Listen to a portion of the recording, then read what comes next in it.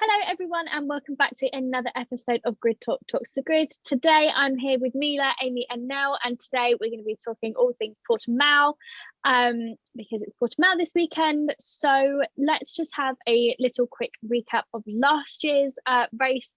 Obviously, because of the pandemic, this isn't a standard go-to track. So for me, I think it was quite exciting to see a different track, considering it used to be on the calendar donkeys ago. There's been some good races there. In terms of last year's race, it was your standard Lewis, Valtteri and Max podium. But I feel like there was potentially, pieces of drama over the weekend. So I don't know if you just quickly wanted to, if anyone wants to go ahead with some of the drama that happened last year. Let me just say the drain, okay? The drain cover. That caused like a major time issue at some point because they had to repair like the whole flipping track for some reason, and I think qualifying was delayed for more than an hour or something. Mm-hmm. But during the race it worked out, so let's just hope that this year that's not going to happen again, because it was really flipping dangerous. In terms of racing, I honestly, I don't know whether it's just my memory, but I can't remember anything. I can't remember anything from significant from that race, like who even came fourth, like what was like the midfield like. I honestly, I can't tell you. Like, I don't know whether it's because it wasn't memorable or that it just happened so long ago that I can't. I think we had so many good races last year, and then this one, it might have been better than your standard year, but it had a really standard podium, and obviously nothing really happened. So I think fourth must have been Charles, if I'm not mistaken. I believe so, yeah. So yeah, I mean, really, yeah, I think so. In that Ferrari last year, yeah, was that his exactly. Oh yes, that was his one good race last year, I think. And Seb really struggled. Well, yeah. So I think Seb struggled that year, I think, or he just couldn't find the pace, and I think Charles did, and everyone's like, oh, Seb's dusted. And I was thinking, have you seen what he's driving, bro? Like, are you okay? Yeah, I mean, I'm hoping there's a lot of action this weekend, purely because previous two races have been very action packed. We've had a red flag already. We've had driver beef already. We've had it insane. We've had multiple Mazda spins, if you will. I think some of it is Nikita's style. He's a very aggressive driver if you've never watched him in F2, but that car does not look good to drive. You've seen Mick also have issues with it. It's not just Nikita. He is a very easy target to be like, he's rubbish, but equally that car is just a piece of garbage. It doesn't do him any favors, basically. Yeah, but it's important to still point out that even with like spinning, throwing away his flippin' front wing, going into the pits, Mick still comes out in the end in front of his teammate. And I think that says a lot about Mick as a driver, and that he's very reliable, even in a car that doesn't necessarily give up the highest performance. So I think it's going to be very interesting to see how that little fight in the team turns out throughout the whole season. Because I don't consider Nikita the worst driver ever seen. I think he's having a very hard time controlling the car. I think he still hasn't really gotten a hang of it. But I think it could be something that happens in the future, that we see a little Haas fight going on between those two, if he ever gets the hang of how to not spin.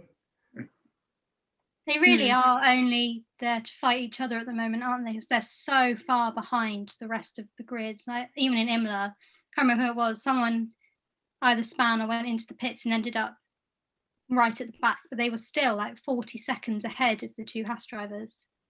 The gap between them and the rest of the grid is massive now. I think for Mick... Oh no, go Aimee. I think for Mick though, it's character building. He's not at Haas to make himself look good. He's there to get ready to go to Ferrari because it's the inevitable. it's just getting him into F1. The pressure on Mick is like no other driver probably seen for years, just due to, you know, his dad. We don't need to say that, but he's just getting used to all the press being like, how are you going to cope? Are you going to do as well as your dad and live up to expectation? No, he's there for his own career. He's not there because of his surname. Like, he won F2. He is a good driver. I just think, leave the boy alone. He's also very, very humble about it, because whenever he's being asked about his performance, he's always super self-critical, but also towards a point where he's like, well, I won't compete in the championship in this car. It's just impossible. But that's also not what I want. I want to get information. I want to get to know the tracks. So I'm ready whenever they put me in a car that works. So I think that's the right attitude, the right mindset for him to actually go places in this sport.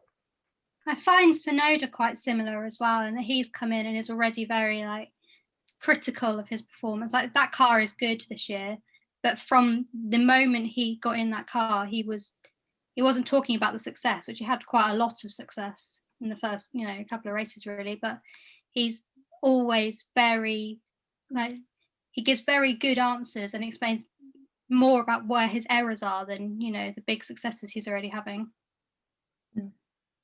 Do we think then that Carlos is just a placeholder for Mick? I don't think so, no, because they're kind of at different points, aren't they? Like, Mick's probably going to be in Haas for maybe a couple of years. The expectation isn't for Mick to go in, I wouldn't imagine, and immediately move. Although Charles did, so maybe they will. It's tricky for me, because I definitely think Carlos does deserve that Ferrari seat.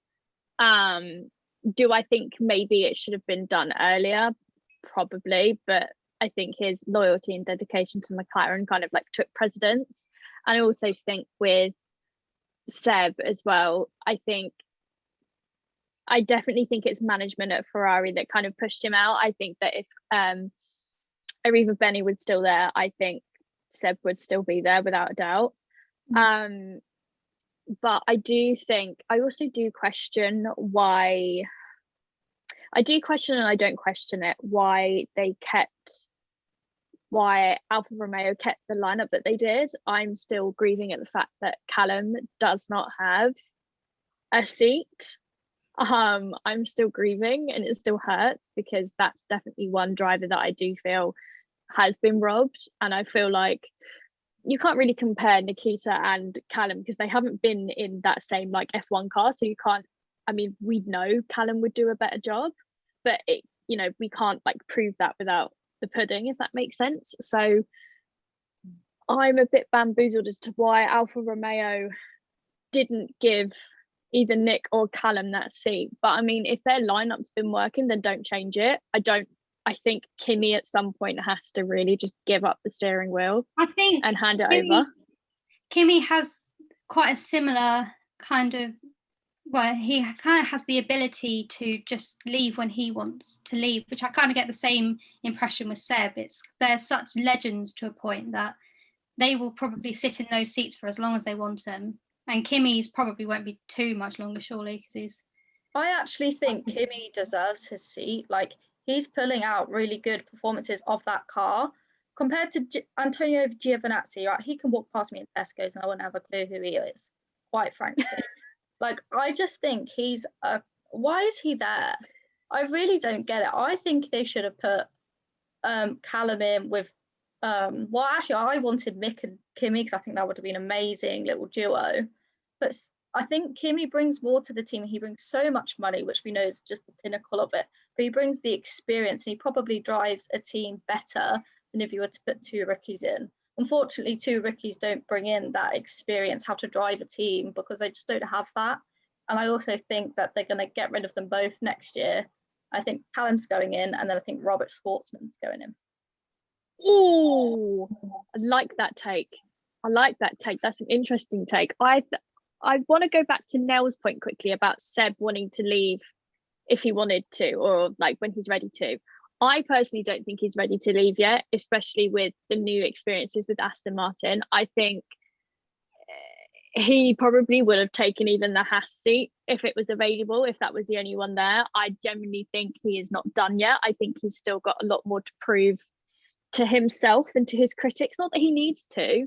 I think that he just has so much more depth to him, essentially. Like, he has a lot of critics because, you know, he went from being a 4-time world champion and then going to such an iconic team and then just winning races, but it just not being enough. I think he's still hungry, and I think you can kind of compare it to Daniel in a sense, like, okay, well, when is this world championship coming? Both are very capable.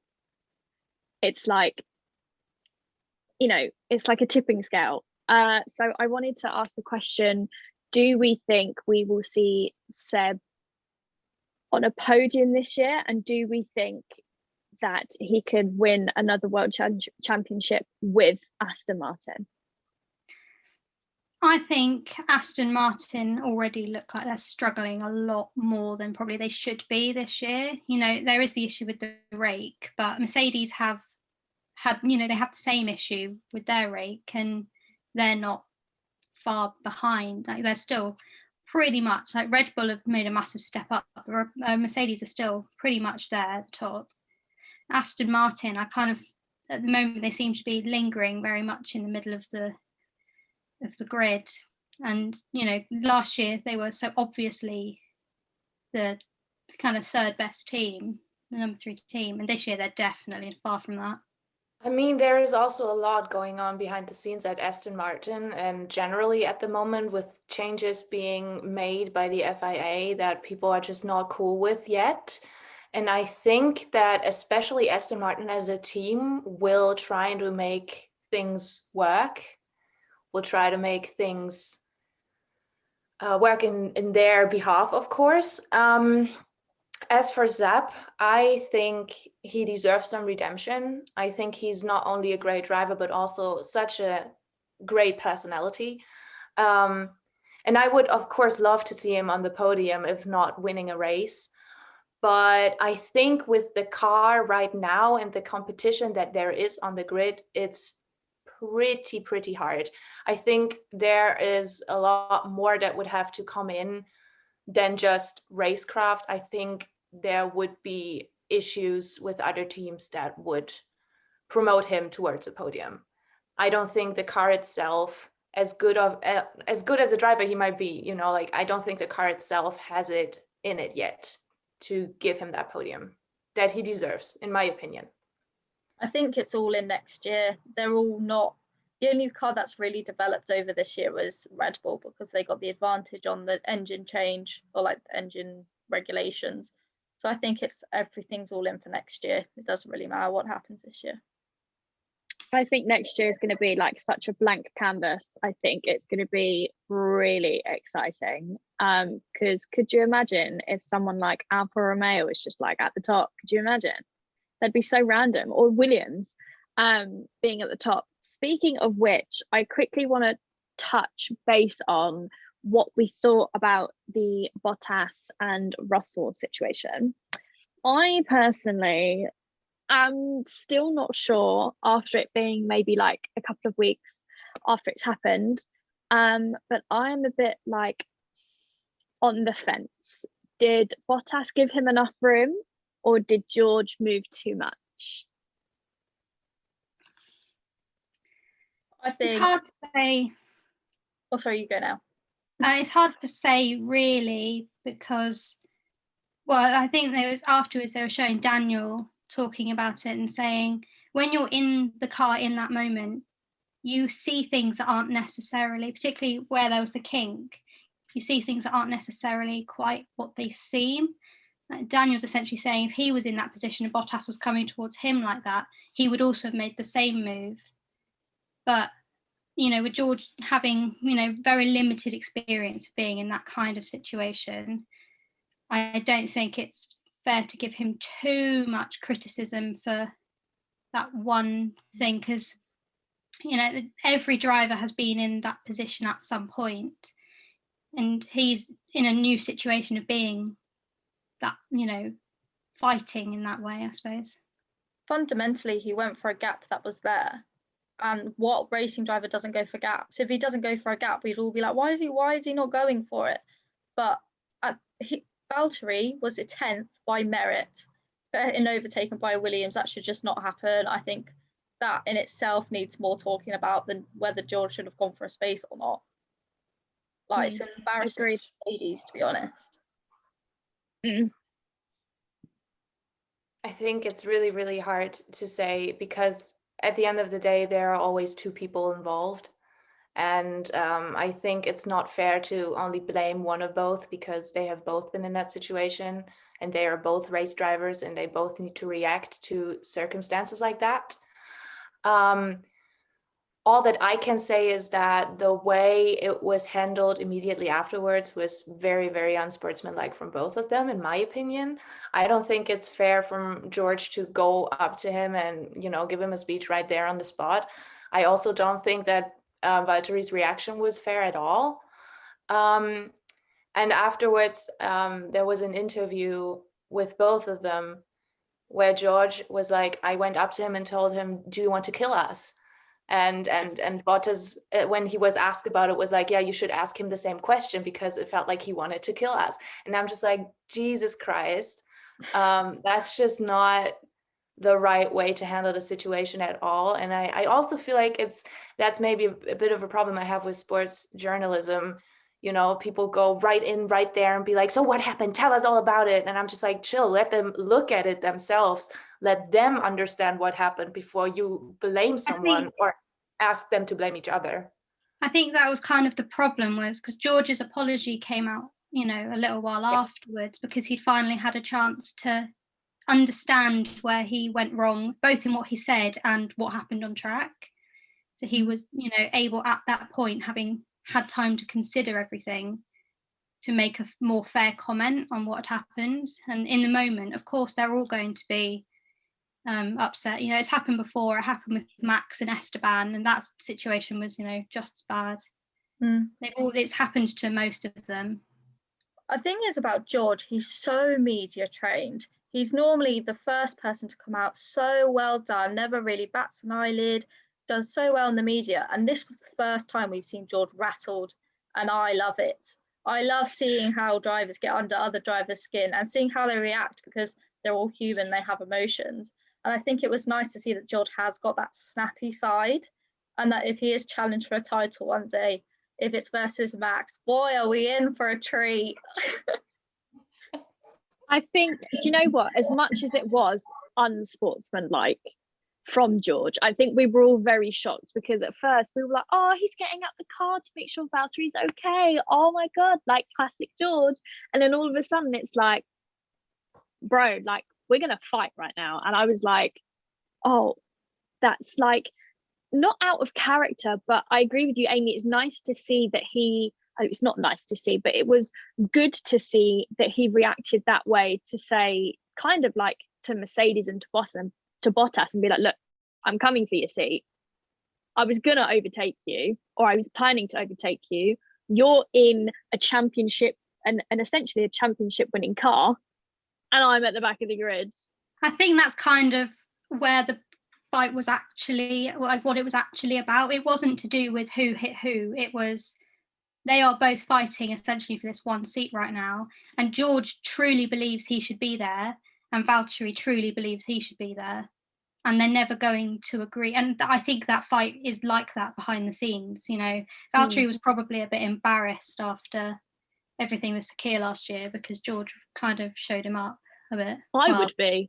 Yeah. I'd be mortified. I'd be a bit like, this kid thinks he can just waltz in, take Lewis's car for a weekend, and then try and beat me on pole and then take the win away from me. This kid's like having a laugh.